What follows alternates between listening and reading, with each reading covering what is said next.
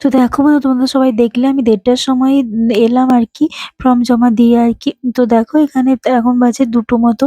তো আমি আজকে ঘরটা পরিষ্কার করব। কারণ এত নোংরা হয়ে গেছে আর কি বলতো বন্ধুরা, আমার হাসব্যান্ড ওর না খুব গরম লাগে। তো ও ফ্যান ছাড়ার জন্য পাগল হয়ে আছে। আর আমাদের কি বলতো, ফ্যানগুলো এত নোংরা হয়ে গেছে, মানে বন্ধ ছিল তো ঠান্ডার জন্য। তো এবার তো সব পরিষ্কার করতে হবে বলো।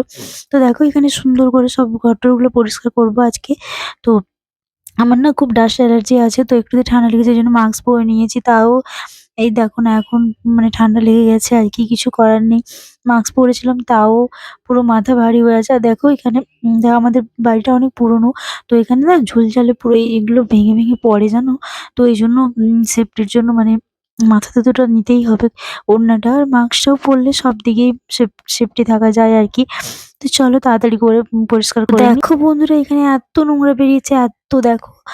মানে কি বলবো, আমার বাড়িটার রাস্তার ধারে তো মানে কয়েকদিন ছাড়া, ছাড়া পরিষ্কার করি। ২ মাস